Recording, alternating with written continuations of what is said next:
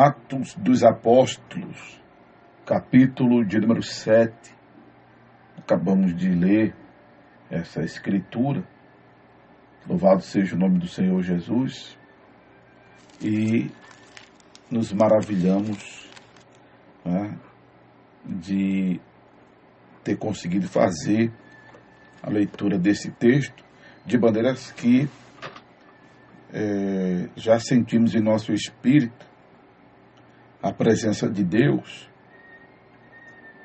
e a possibilidade de abordarmos todo esse capítulo no tempo que temos dentro do programa Acorda a Bênção. Temos aqui o registro da morte de Estevão, o primeiro mártir após a ascensão de Jesus, né? Que teve antes João Batista, que foi decapitado, teve a cabeça arrancada, e foi em função do reino.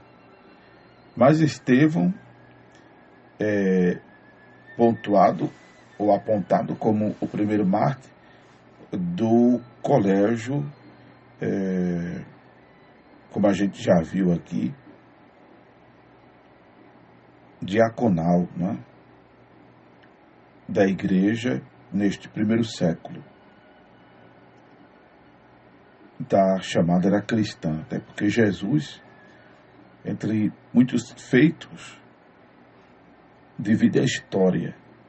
A presença de Jesus divide a história em antes e depois dele. Até por isso que nós temos nos livros aí o AC, antes de Cristo, e o DC, que é depois de Cristo.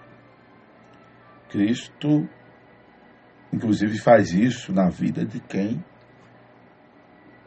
abre o coração para ele entrar, né? A pessoa tem uma vida desajeitada, desorganizada, uma vida perturbada, uma vida infeliz, uma vida vazia, uma vida oca, uma vida transtornada.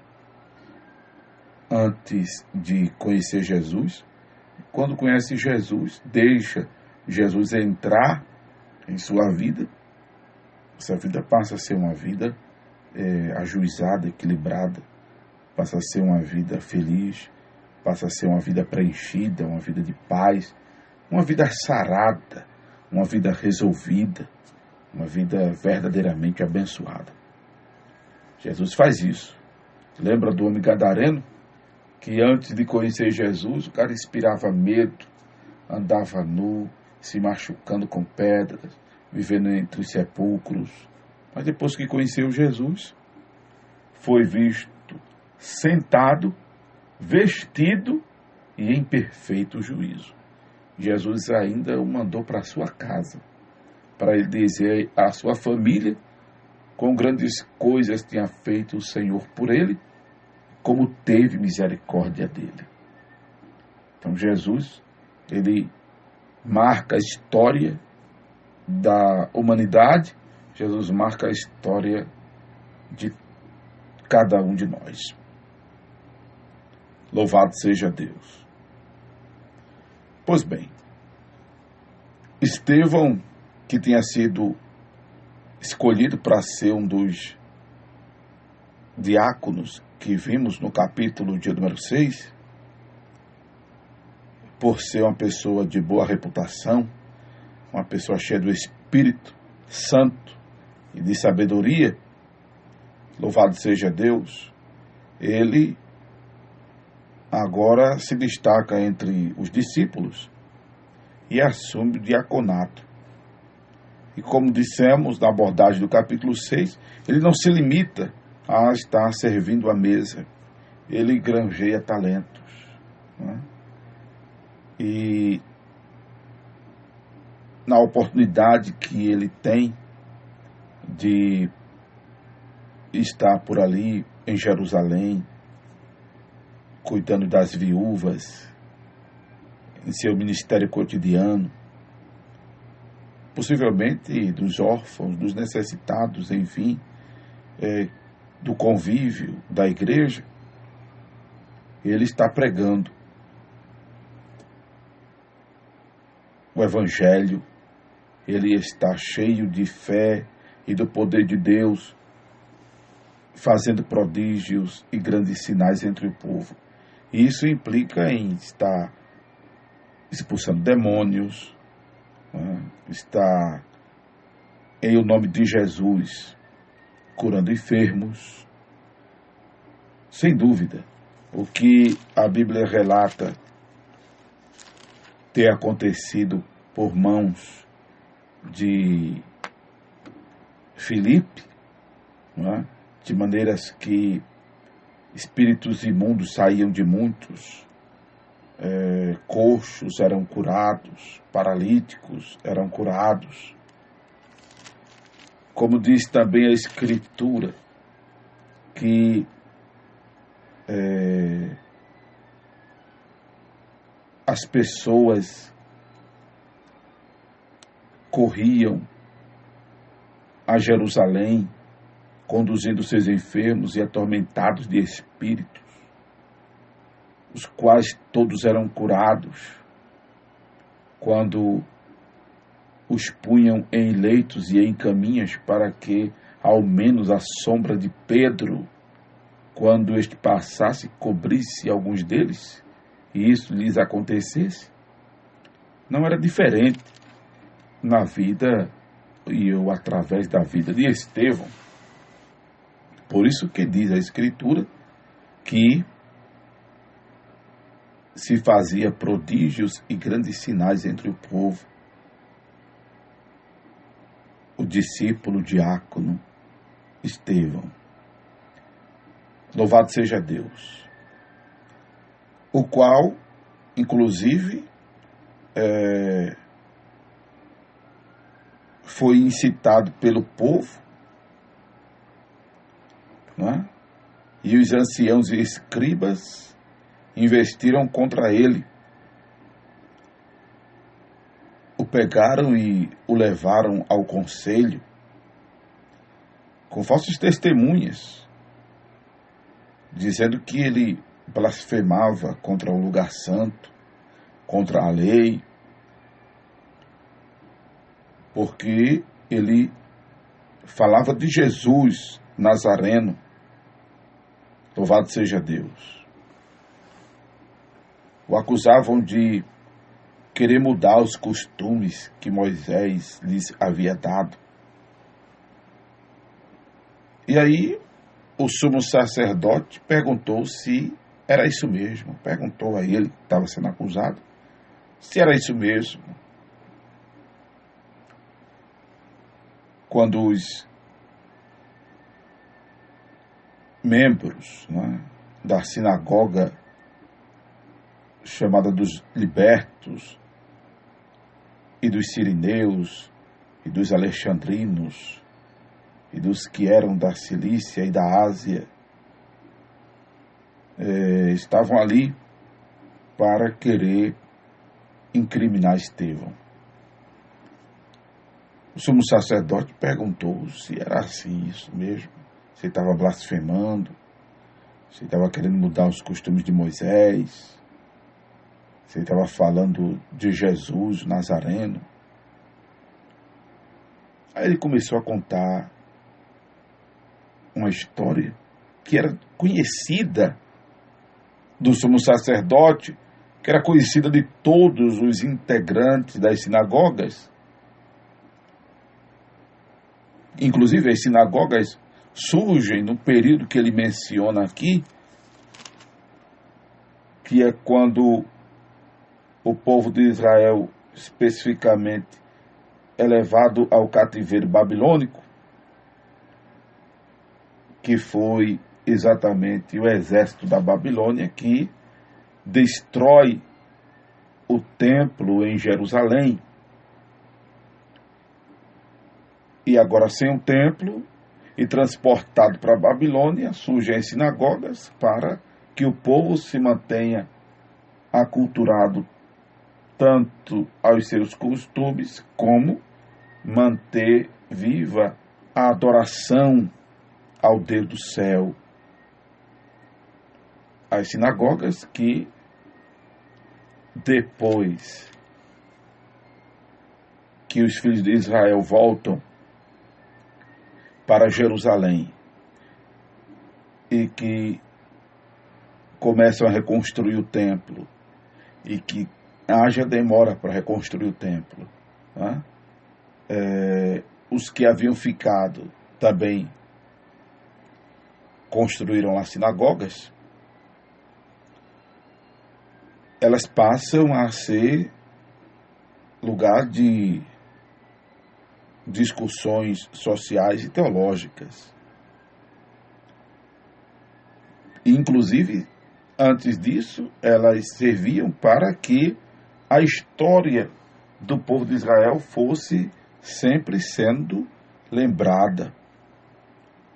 E é dessa história que Estevão trata para o sumo sacerdote, para todos que estavam ali, inclusive, o acusando. Ele começa a falar do surgimento do povo de Israel, que foi quando Deus apareceu a Abraão, estando ainda na Mesopotâmia. E com esse chamado que Deus faz a Abraão, surge o povo hebreu, que depois passa a ser chamado Israel por conta de descenderem de Jacó, como diz o versículo 8, o pai dos 12 patriarcas, e Jacó tem o seu nome mudado para Israel no Val de Jaboque, quando peleja com um anjo, não é? Que ele fere a coxa e tal. E é quando o seu nome é mudado para Israel. O nome de Jacó, que significa usurpador, não é agora mudado para Israel. E aí passa a ser comumente chamado Israel, este povo, os descendentes de Abraão, a quem ao povo, né, ao descendente de Abraão, a quem passa a pertencer a terra da Palestina, a terra que, disse ele, habitas ou habitais agora. Versículo 4. Então ele já dá uma ideia para o sumo sacerdote de onde ele queria chegar, da veracidade,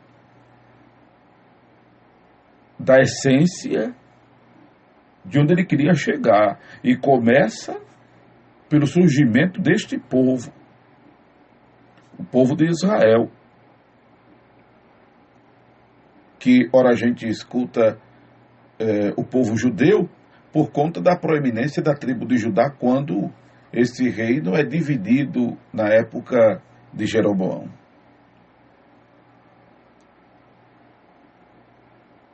Mas comumente conhecido, inclusive ainda hoje, como o povo de Israel, que apesar de ser constituído por 12 tribos, é um povo só.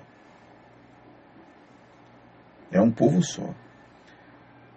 Há quem diga que essas tribos, elas se dissolveram, mas elas não podem ter sido dissolvidas de um todo, ou seja, não pode ter ocorrido uma exterminação genética dessas tribos, porque elas terão seus representantes no período da grande tribulação. Elas terão seus representantes no período da grande tribulação, que são os 144 mil que aparecem na grande tribulação, anunciando o Evangelho de Deus, o Evangelho do Senhor Jesus. Tá?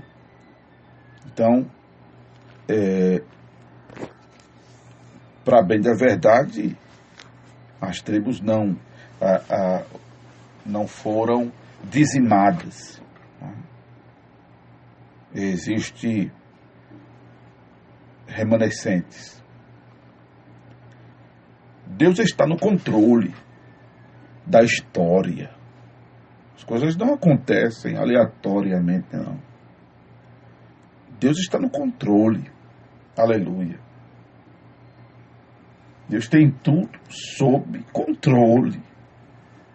Louvado seja o nome do Senhor. Quando a gente começa a pensar nisso, que Deus tem o controle de tudo, que tudo está sob o controle de Deus, há um Senhor sobre nossas vidas. Há um Senhor sobre toda a situação. Bendito é o nome de Jesus. Isso faz com que nós nos preocupemos menos, descansemos mais, porque Deus está no controle de tudo. Receba esta palavra, inclusive para a sua vida, e procure ter mais paz, e procure se consolar. Glória a Jesus. Porque o Deus da glória está no controle da situação. Isso é forte, isso é profundo. O fato de as 12 tribos não terem sido exterminadas. Porque a profecia em Apocalipse, em que haverá uma representação de cada uma dessas tribos. Amém? Haverá, glória a Deus, 12 mil assinalados de cada tribo, que aí dá o total de 144 mil. Apocalipse capítulo 7, versículo 4. Louvado seja o nome do Senhor. Isso é profético. Para que seja assinalado esses representantes de cada tribo, no futuro, que adianto aqui para vocês, está mais próximo do que a gente imagina, porque há muita coisa acontecendo nos bastidores da história que nós não temos conhecimento, e alguma coisa que vaza pela imprensa televisiva, inclusive, faz com que estejamos antenados que a volta de Jesus é iminente e que estamos às vésperas do arrebatamento da igreja, porque com o arrebatamento da igreja se desencadeia a grande tribulação.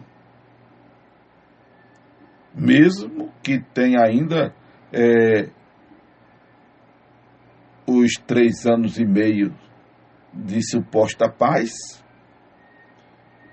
mas os 3 anos e meio de terror, né, que a gente pode relacionar a abertura dos selos, o toque das trombetas e o derramar das taças.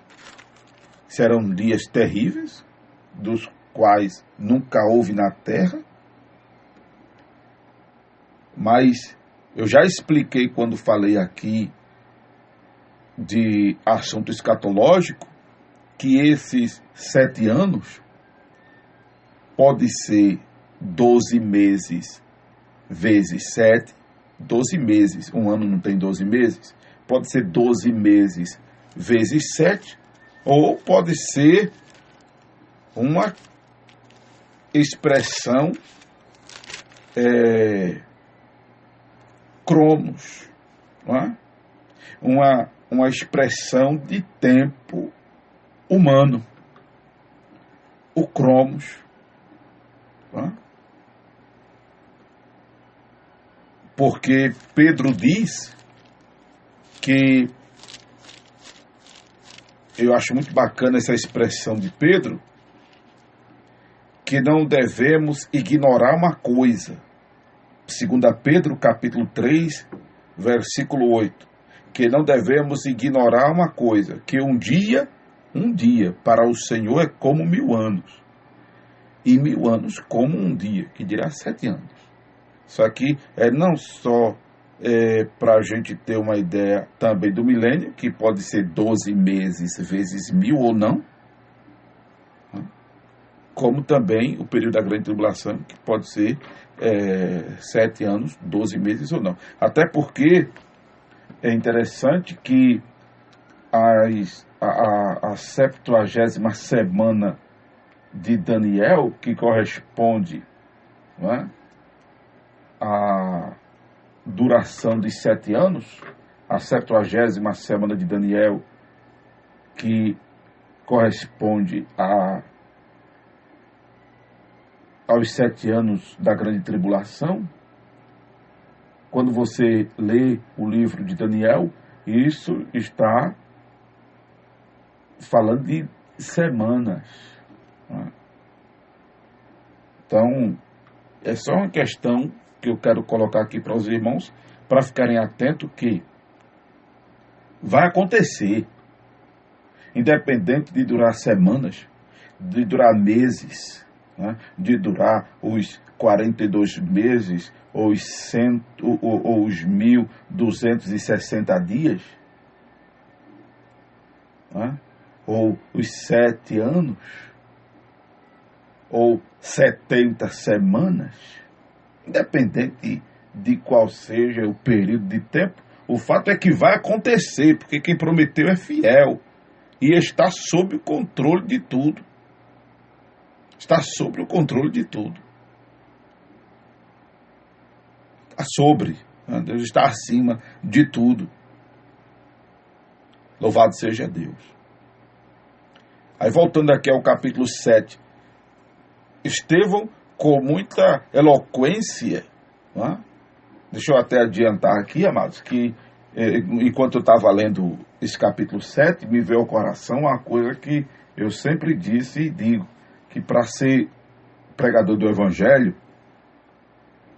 não precisa você ser um exímio conhecedor de teologia, de doutrinas bíblicas e do texto bíblico propriamente dito. Não precisa ser um exímio conhecedor disso. Basta você dizer o que Jesus fez na sua vida, a transformação, quem você era antes de conhecer Jesus e quem você é após ter conhecido Jesus.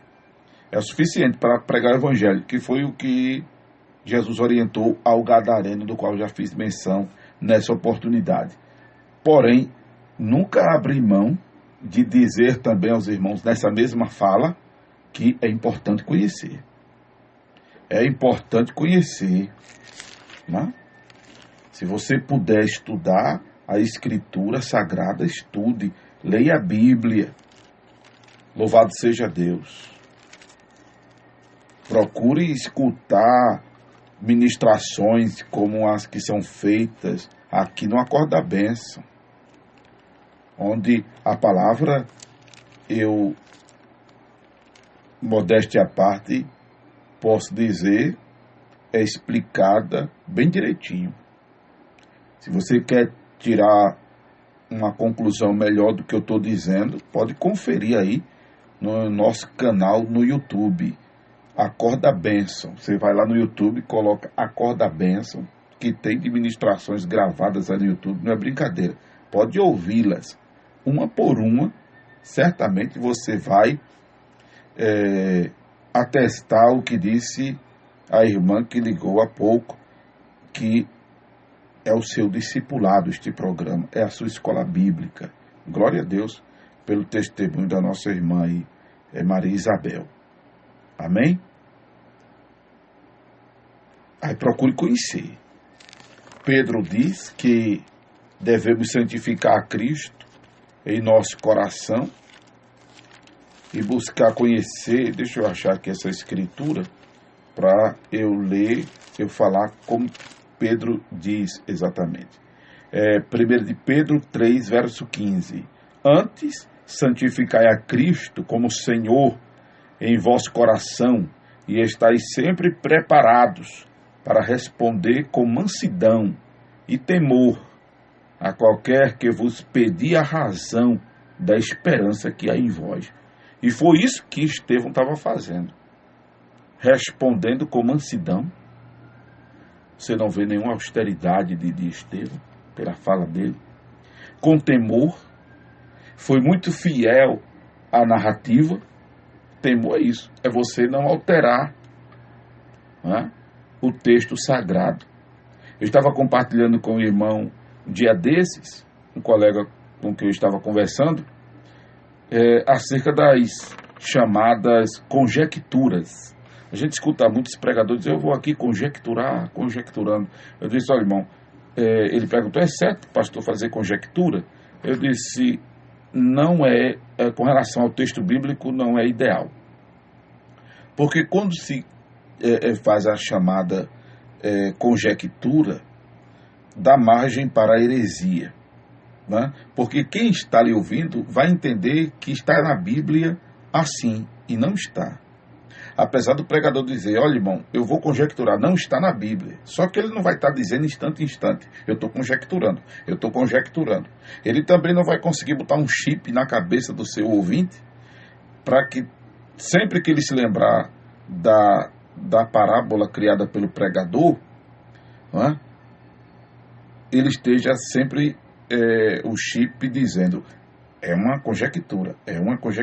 A Bíblia não diz isso. Não vai ficar, não vai conseguir.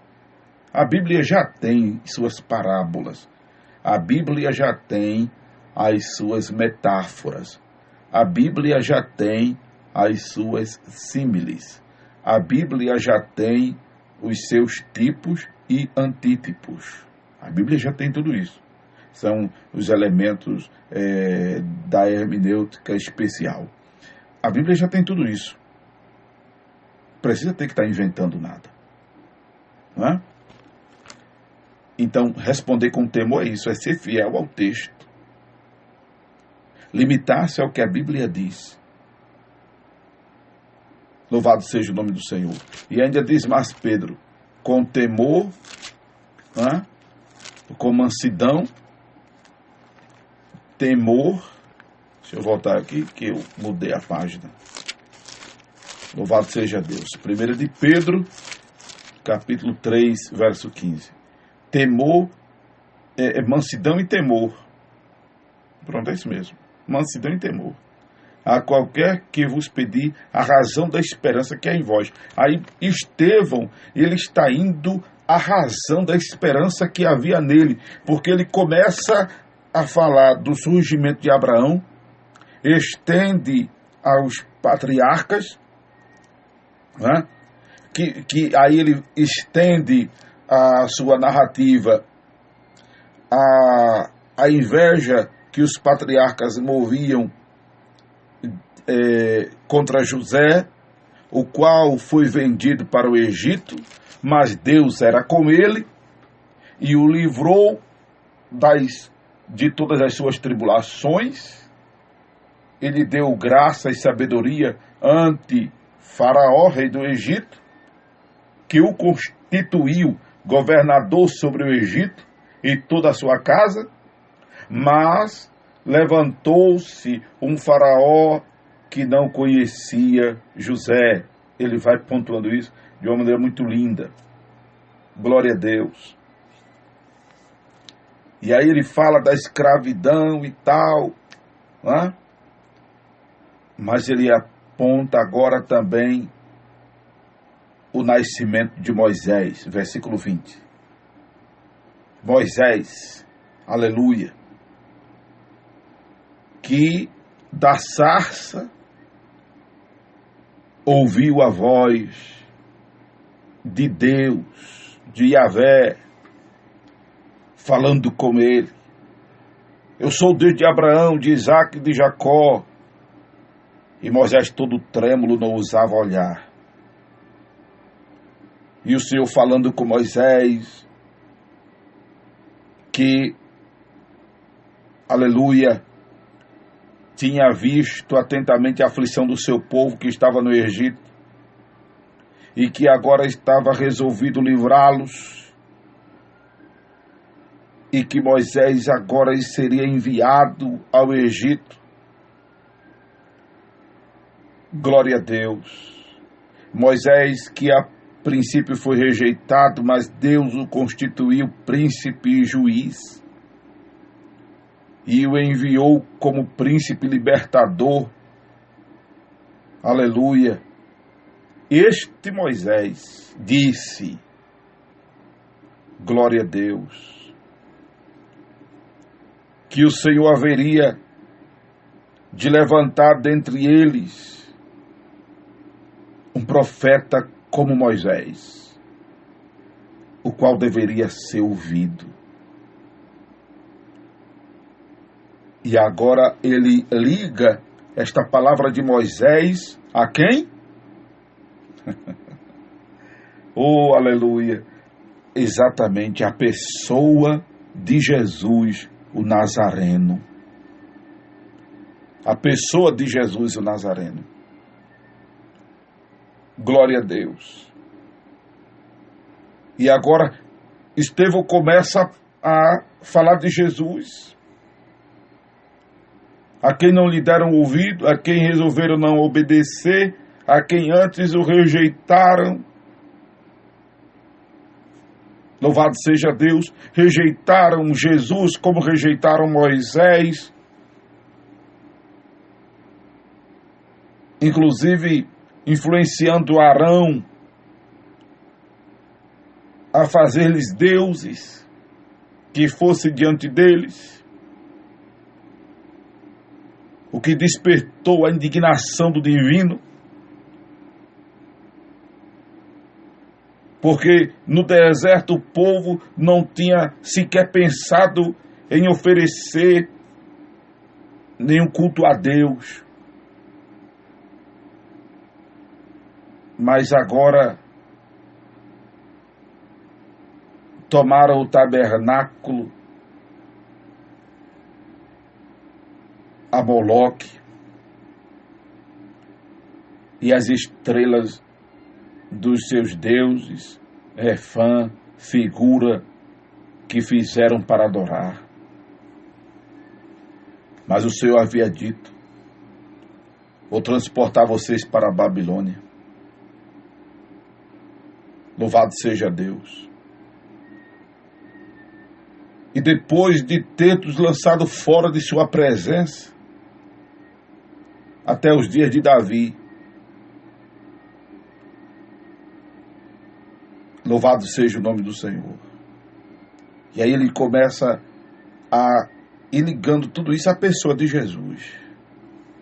Aí Salomão edifica uma casa, mas Deus não habita em templo feito por mãos de homens, como diz o profeta. O céu é o trono do Senhor, a terra é o estrado dos pés do Senhor. Glória a Deus. E começa agora a dizer-lhes que eles eram homens de dura cerviz, incircuncisos de coração. Incircuncisos de coração. Inclusive, quando ele fala lá de Abraão, ele fala que Deus deu a Abraão o pacto da circuncisão. A circuncisão corresponde hoje a uma cirurgia de fimose. o pacto da circuncisão que Deus deu a Abraão era para que houvesse uma atestação de quem descendesse de Abraão, uma vez sendo circuncidado, estaria sendo coparticipante das promessas que Deus fez a Abraão. Inclusive, mesmo que não fosse descendente de Abraão, né, porque só veio ser descendente de Abraão quem veio de Ismael, né, que foi um filho que ele teve com a sua serva, e de Isaac. Né? Porém, para ser Israel realmente de Deus, porque aí para ser Israel de Deus só depois de Jacó, aí tinha que vir de Jacó, que por sua vez é filho único, filho único não, é filho de Isaac, né? É filho de Isaac, Isaac gera Jacó e Esaú, não é? Mas o filho original de Abraão com a sua esposa é Isaac. Mas ainda assim, o menino Ismael teve que ser circuncidado. A grande questão é que ele não faz parte dessa linhagem de Isaac. Porque até os escravos, os servos de Abraão, tiveram que ser circuncidados para poder estarem debaixo da promessa que Deus fizera a Abraão. Como a nação de Israel tem lá parte dessa promessa, que é um povo grande, é um povo forte.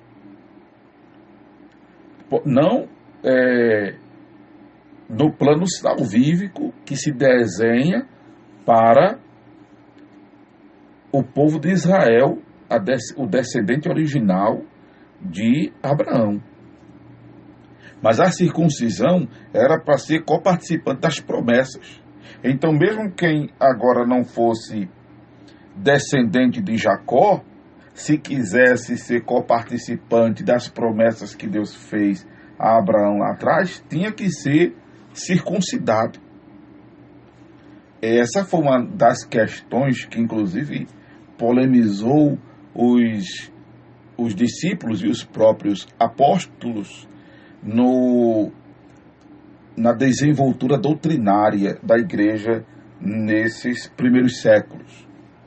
Mas aí Paulo deixa isso bem claro em sua epístola, nas suas epístolas, que os gentios, aliás, isso é definido já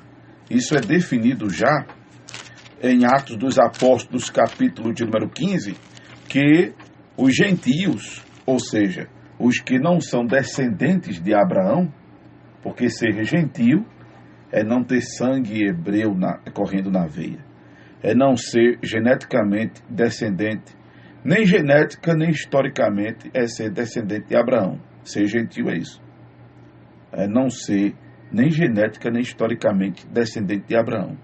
Gentio é aquela classe de pessoas que ficaram para trás quando Deus chamou Abraão. Aí surge essa classe de pessoas chamada gentios. Atos capítulo 15, versículo 14, explica isso. Isso que eu estou explicando está em Atos capítulo 15, verso 14. E foi já resolvido pela igreja em Jerusalém, pelo apóstolo Tiago, que tinha o primado da igreja, em concordância com os demais, que aos gentios bastava-lhes abster-se das contaminações dos ídolos, da prostituição e do que é sufocado e do sangue. E quando eu chegar a esse capítulo 15, eu vou explicar isso aqui, porque tem suas exceções agora, tem as suas reservas. Agora não, desde o texto sagrado montado. As epístolas paulinas explicam isso, né? Mas aí, isso foi resolvido pela igreja em Jerusalém, que os gentios não precisavam ser circuncidados. Por isso que não podemos correlacionar a circuncisão ao batismo nas águas. igrejas evangélicas, por exemplo, que batizam crianças, né? O grande teólogo da igreja, por exemplo, presbiteriana, Louis Berkhoff, ele correlaciona a circuncisão ao batismo. Não pode relacionar. Até porque o batismo, a circuncisão era feita, tinha que agora ser feito a toda criança que nascesse a partir do 8º dia de nascido, como foi Jesus circuncidado. Né?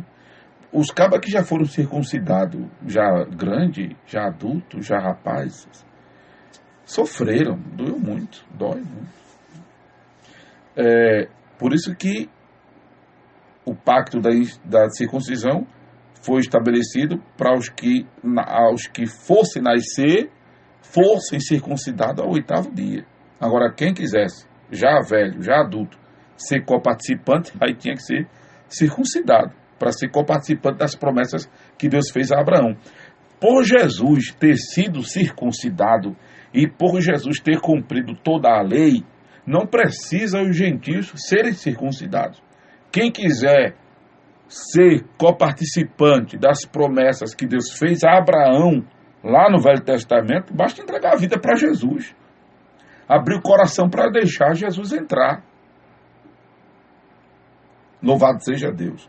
Aí eu volto a dizer, a circuncisão não pode ser correlacionada ao batismo, por isso que o batismo infantil, ele não tem uma aprovação bíblica, porque o batismo, ele é para arrependimento. Ele é para arrependimento. O que faz a pessoa ser coparticipante das promessas que Deus fez a Abraão é a conversão a Jesus. É o nascer de novo. É o que nos torna Israel de Deus. A fé em Jesus. A fé do nível que Abraão teve quando ouviu a voz do Senhor dizendo-lhe: sai dentre a tua parentela e dirige-te à terra que eu te mostrar. Quando abraçamos esta fé que Abraão esboçou ao ouvir Deus falando com ele assim, aí nós nos constituímos Israel de Deus. Não é o batismo.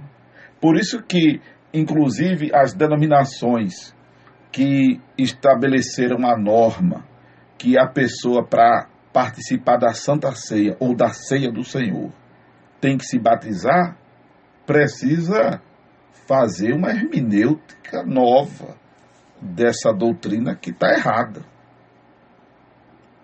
Porque o que torna a pessoa membro do corpo de Jesus, mesmo se você é do sexo feminino, não existe membra, é membro.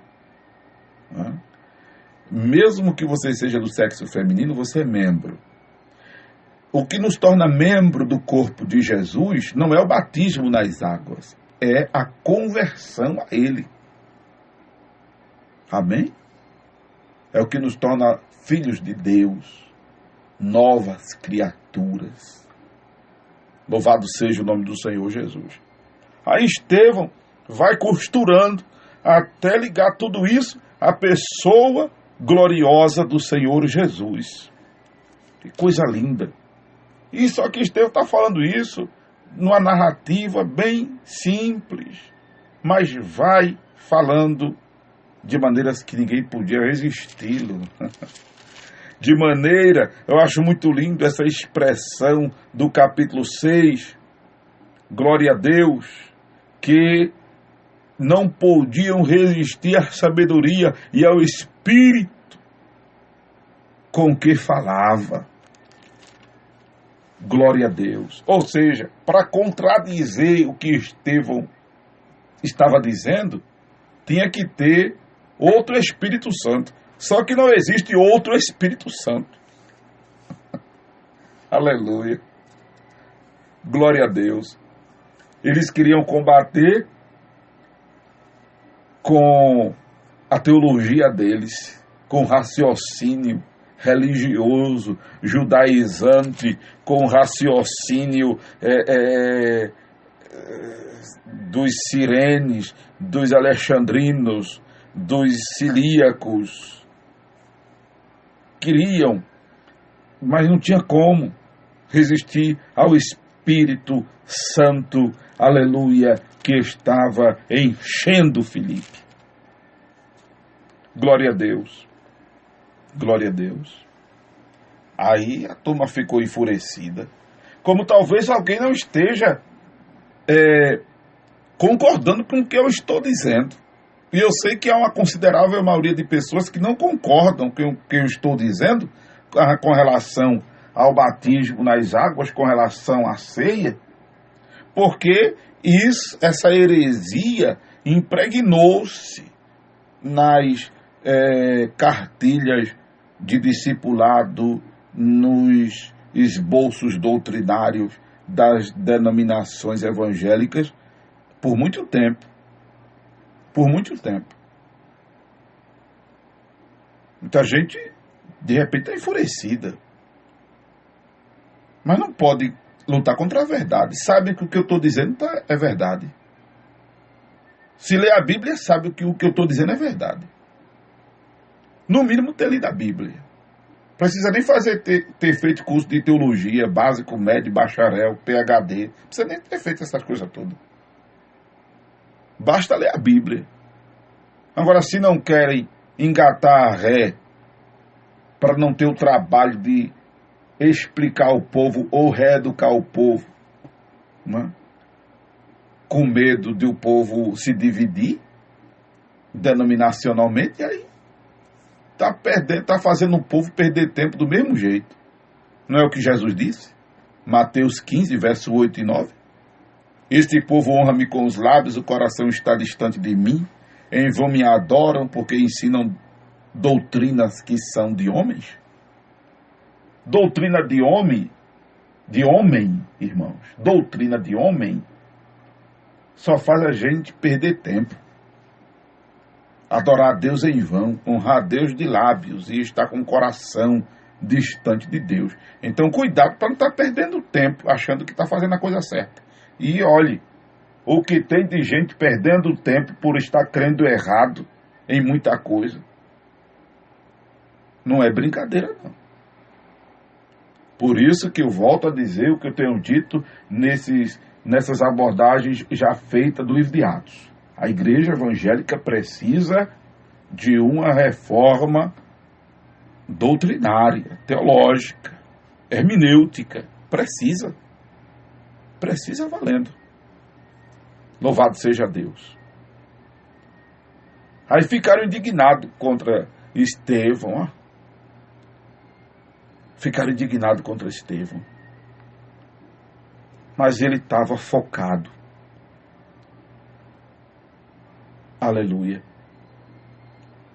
E aí os homens com os seus corações enfurecidos, arranjando os dentes contra Estevão. A Bíblia diz que ele estava cheio do Espírito Santo, fitando os olhos no céu. Irmão, a diferença do crente cheio do Espírito é essa. Aleluia. O crente cheio do Espírito, seus olhos estão no céu. O crente cheio do Espírito, suas atenções estão voltadas para Jesus. O crente cheio do Espírito, aleluia, glória a Deus, ele está centrado no Senhor. Pode ranger os dentes como quiser aí, pode se enfurecer como quiser. Está ligado no céu. Aleluia. E é ligado no céu, ele vê a glória de Deus. Irmão, se ligue mais no céu. Pare de olhar para os problemas. Pare de olhar para as perseguições. Pare de olhar para as lutas. Pare de olhar para as afrontas. Por isso que o escritor aos Hebreus, ele diz, olhando para Jesus, o autor e consumador da fé, o qual, pelo gozo que lhe estava proposto, suportou a cruz, desprezou as afrontas e sentou-se à destra da majestade divina. Fixa os teus olhos no céu e verás a glória de Deus. Aleluia. E aí, amados, não tiveram outra não. Pegaram Estevão, botaram ele para fora da cidade, diz a Escritura Sagrada, gritaram enfurecidos lá. E aí, diz a Escritura, apedrejaram a Estevão, que invocando ao Senhor Jesus, dizia, recebe meu espírito. E, sendo apedrejado, ainda colocou-se de joelho e clamou com grande voz, Senhor, não lhes impute estes pecados, não lhes impute este pecado. E tendo dito isso, adormeceu.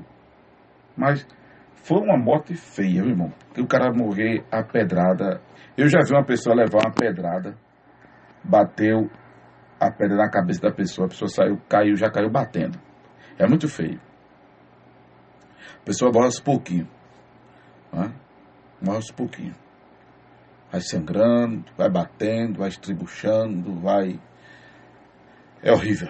A morte de Estevão foi uma morte feia, fisicamente.